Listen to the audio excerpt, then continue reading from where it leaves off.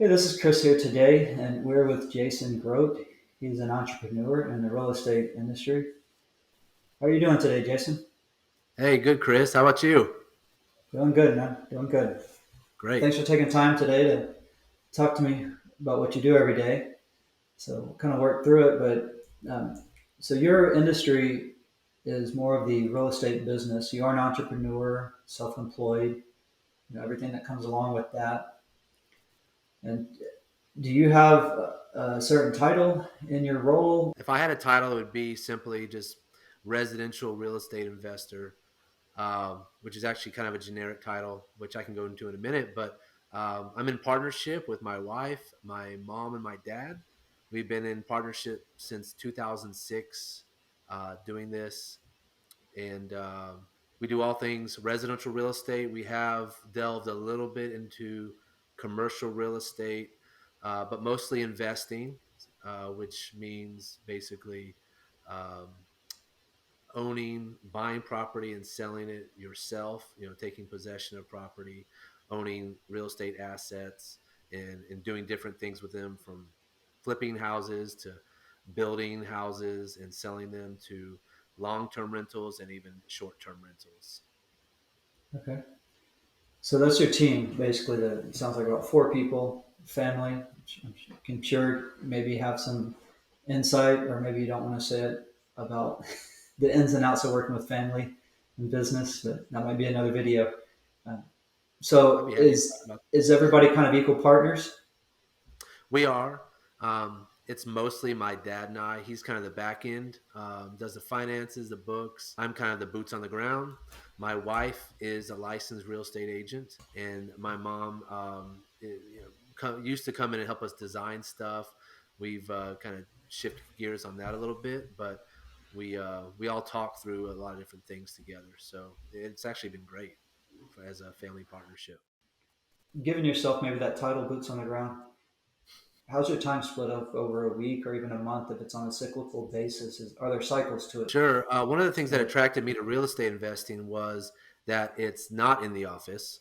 I was actually a computer science major in college, and didn't really like being behind a cubicle. It wasn't really for me.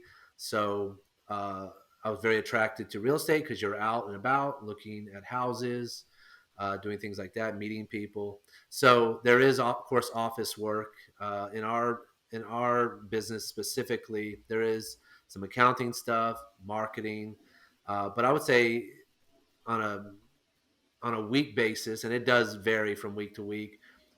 I'm doing office work, maybe 8 to 10, 12 hours a week, and then in the field, depending on where our projects are at.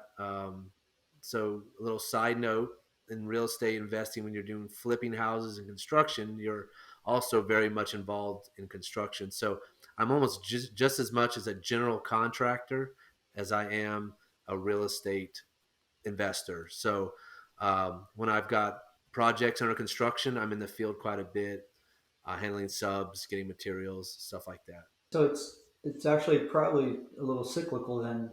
It is. In a residential real estate, you have the marketing to obtain a property, and then you have finding properties, looking at properties, analyzing real estate properties, and then making offers on them. And then once you have them under contract, the process of getting them to closing with the financing.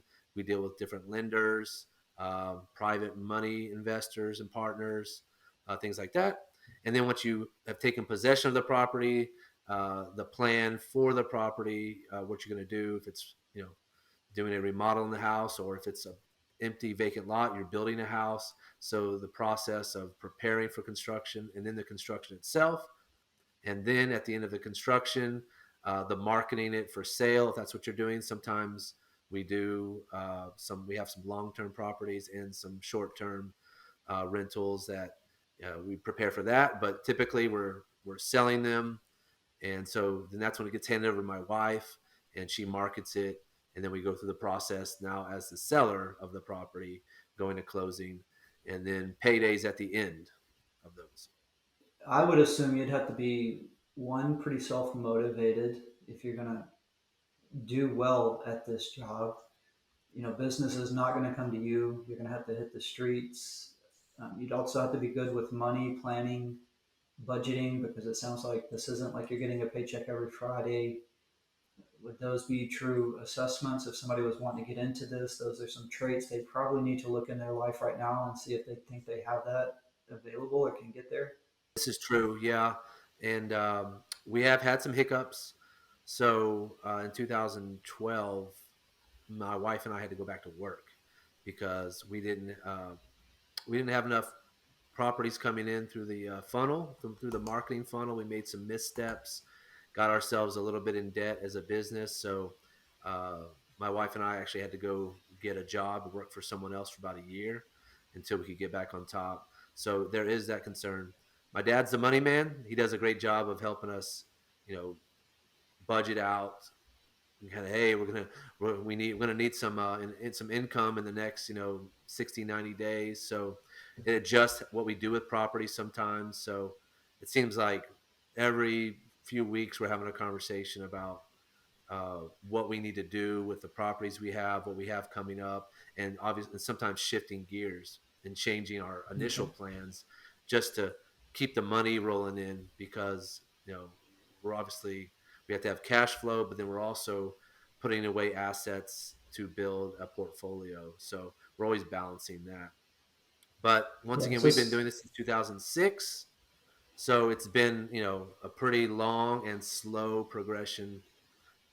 Most real estate investors go into this differently and their timeline looks different. It's pretty dynamic. So, every story is going to be unique, but ours has been yeah. 16 years. We've done it full time since 2009.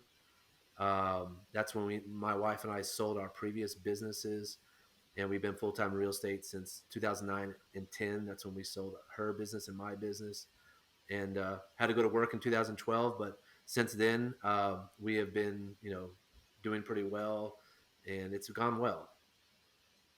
Good. Yeah, that is a long time. I would call that pretty successful to have done it so long and still be able to be doing it. So, congratulations there. Thank you. Um, so I would say it takes a lot of fortitude for that. So something to talk to somebody looking into getting into, being a self-employed entrepreneur. You mentioned something earlier about you didn't want to work in an office. You went to school for computer science, but you knew you didn't want to go into a cube. So it's not just a given that you're going to take a job in your industry or to be self-employed. It's not just a given that, okay, I get to do what I want, not work in a cube, not have a boss. Um, I would say it takes a lot of self drive to at that point create a lifestyle for yourself. It's not just about not working in a cube environment. It's also about what are you going to do then with your time, to make up for that time you're not sitting in a cube. That's going to provide a paycheck or a lifestyle for you that you want. So I would say that's pretty important for somebody to pay attention to. It's not just about getting in. I think you'll hear a lot of people say, "I don't want to work in an office," but it doesn't end there. It's like, so what else are you going to do then? Uh, so That's thanks right. for giving some of those insight into what you do and how you've had to push through and how it's not always successful. I think that's important to highlight that there's times you're going to have hiccups and what your reaction is going to be to those hiccups. It may determine a lot and how you move forward after that. Is there anything about your job that would you think people would be surprised to find out? I would say it is sold to be a little glamorous. It is This kind of stuff is on TV a lot. Most people keep their job and do this on the side. Me and my wife we were already self-employed, so we did have our businesses. So we had with other businesses. So in a sense, we were employed already when we started this, and then when we could transition to doing this full time, we did. But a lot of people, just think they could just jump in and go. That's a real risk unless your financial needs are very low, which my wife and I we live very meagerly because our businesses before were very they didn't provide much, so we live very simply, and that's the other thing. A lot of people want to kind of live above their means, and when you're an entrepreneur, sometimes there's not a whole lot of check on you with that. So, I think it's important to really live well below your means as an entrepreneur. And and let play it safe, and don't you're already taking a risk being an entrepreneur. Don't increase your risk by trying to live your dream in the beginning financially, whatever that is. Yeah, no, that's great insight because and that's what one of the things I'm trying to get from out of some of these sessions is more about what is the reality of the everyday life. Not you get to hear a lot of what happened, from somebody who's made millions of dollars, what they did throughout it, and a 3 hour session or maybe a work series or something like that. But you don't get that 16 years that you put into what you've been doing. You know, I don't know how many of them would come out and unglamorize it for people to know what they're getting into. I guess would be the way I would look at it. It's glamorized a lot because they're trying to sell a package or they're trying to sell a series or a seminar. But how do you unglamorize and let people know that this is what it's actually really like? And if you're fortunate, maybe it goes that way. But there's a reality to it too, the unglamorous side of it. And that's kind of like what is that like on a day to day basis, kind of lifestyle. So thanks for really highlighting that. And, maybe you started off with some of that glamour in mind. I don't know, or I did you did. just kind of start off what you did? Yeah, I chased money pretty hard, I would say, and I like the idea of being having freedom, right? Not being locked into a 9 to 5, if you will. So I was willing to jump out. It started with a car business. I was in the car business, and then I wanted to go start my own car business. So I started a used car business, and it turned into a taxi cab company in San Marcos. And so they just kind of progress, and that's pretty typical of entrepreneurs. They just kind of bounce around till they find that thing. So for us, it just happened to be real estate.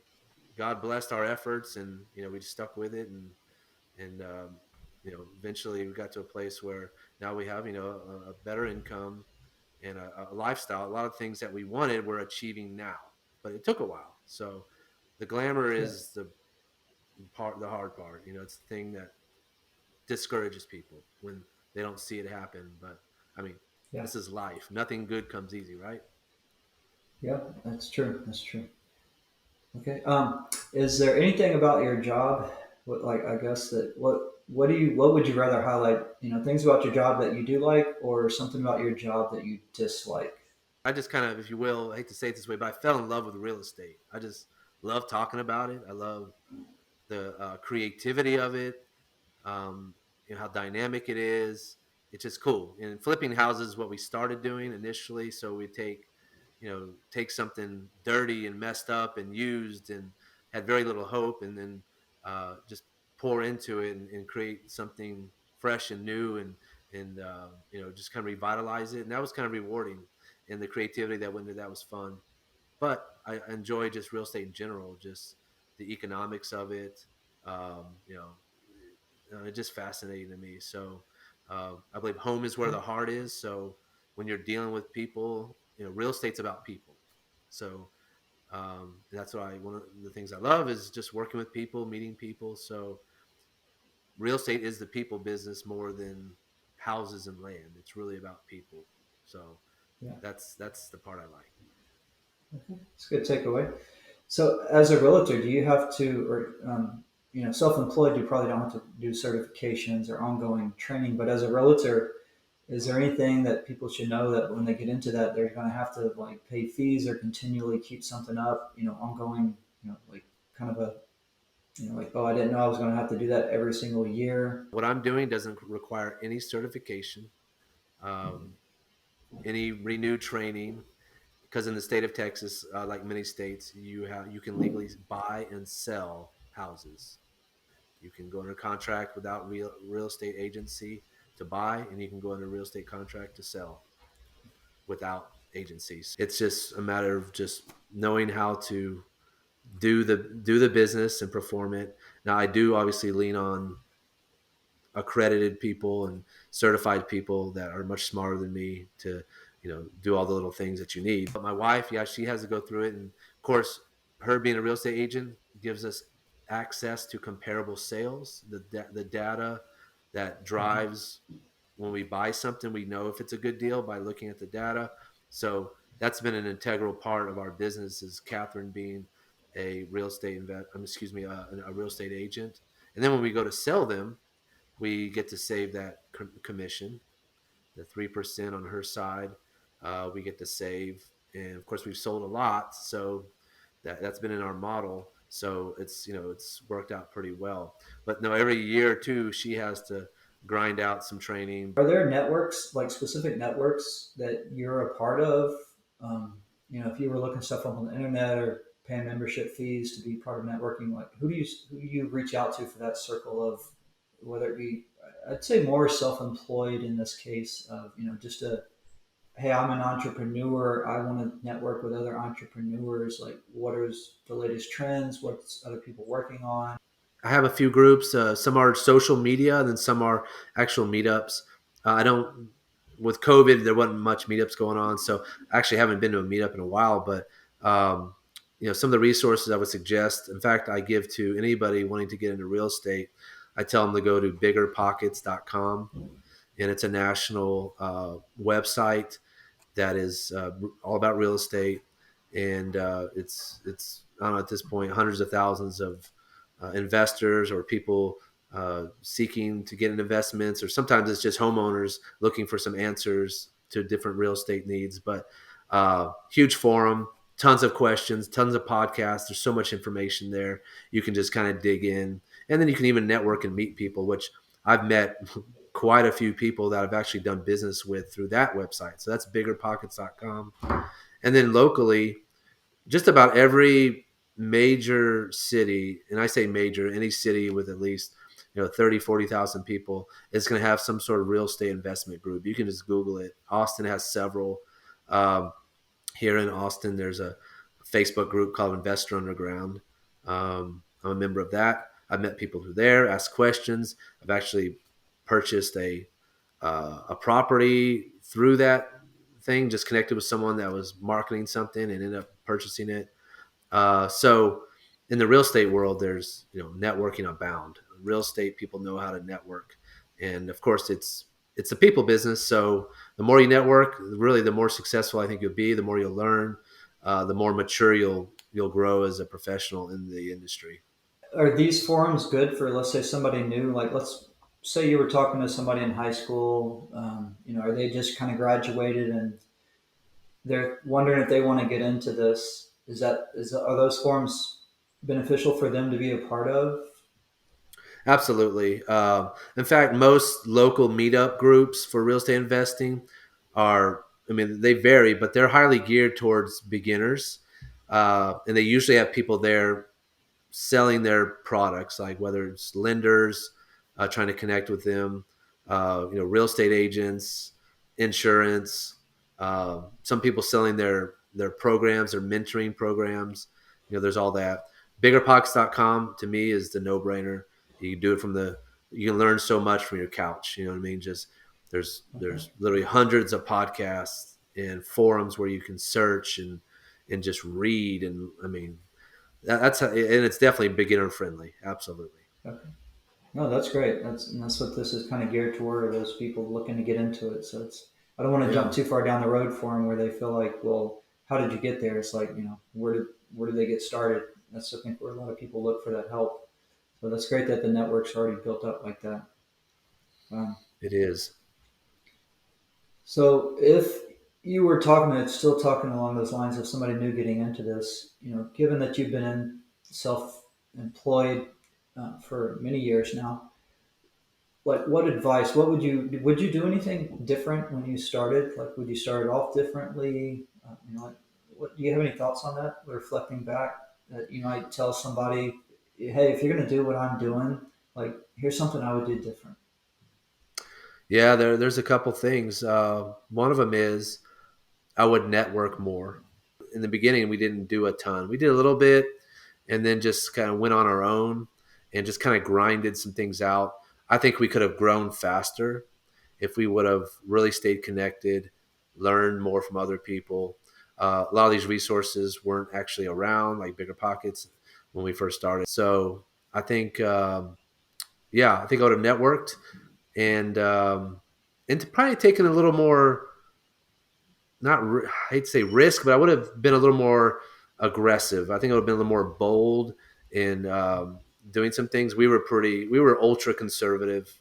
We're definitely more risk takers even now, some years later. But I think in the beginning, I would have taken a little bit more risk. Do you have any, uh, like, I guess, I call them maybe purposeful or intentional habits that you have that you think help you? I would say some of the things that I've done that have been effective, that I think I see others do not, is I keep the main thing.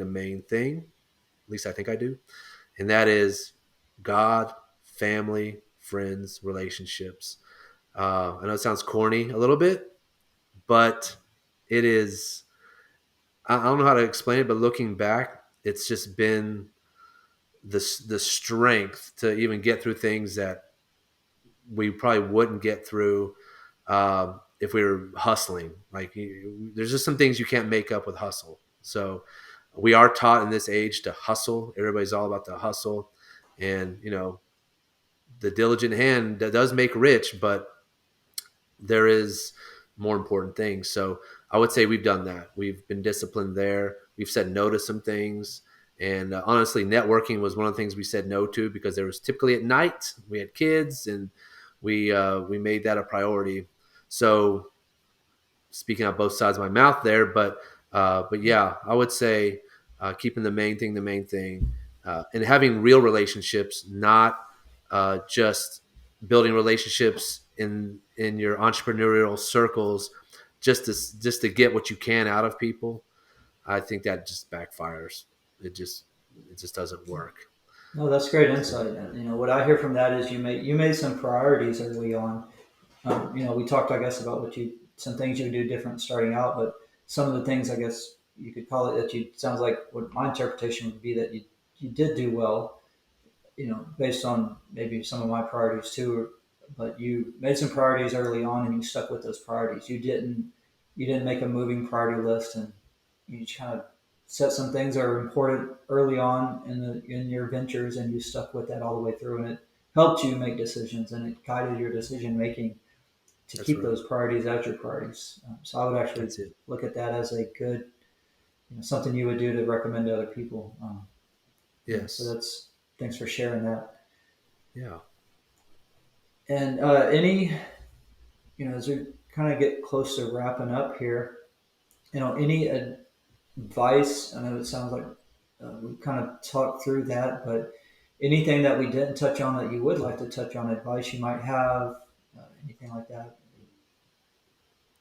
I would Just say anybody that wants to get into real estate, that just it intrigues them. I mean, that's how it started with us. We were just intrigued by it, and then the more we got into it, the more we like really just enjoyed it. First of all, I think that's the test. Someone that if they're getting into real estate because they want to make a lot of money or whatever, unless they really love or enjoy real estate, it's just not going to work. That's my opinion. So if you're intrigued by it, maybe because there's an interest. And then there's so many different ways to get into real estate. You can be an appraiser, you can be a realtor, you can be a third party inspector, you can um, do wholesaling, which is a whole other conversation. There's the commercial side, the residential side of real estate. So, you can be an apartment locator. I mean, there's just so many different things you can do, and there's so many niches. And usually, if you just jump in and start looking around, you'll just kind of land in a niche, something that interests you. And I think that's the best way to go about it. Not necessarily go in looking for the one that makes the most money, because that usually doesn't work out well. But just find that niche that interests you. And when you get into real estate, it's like doors. One door leads to another, and you want to get to that fifth door, but you can't jump there. You got to go through these other doors, and so you just get in, and then over time, you just kind of get drawn to a niche, and if you become good at it, you will make money, and and you will have opportunities. They come the longer you're in there, and that's kind of how it's worked with us. We just kind of dug in, and then over time, just like doors opened, and it's been a fun ride. But it doesn't happen overnight. But real estate is, a fun gig. Yeah, no, that's great. Thanks. Well, I appreciate your time today, and hopefully this helps somebody out there who's been wondering what it's like. Where they split their time up. If they want to get into this, where would they get started? What's the things to maybe think about as they get into it in the early stages. So I appreciate your time and help with everything, and hope this Yeah, helps you're welcome. somebody figure out where they need. I So hope so too. That's awesome. Thanks for doing this. Thanks for putting this together, Chris.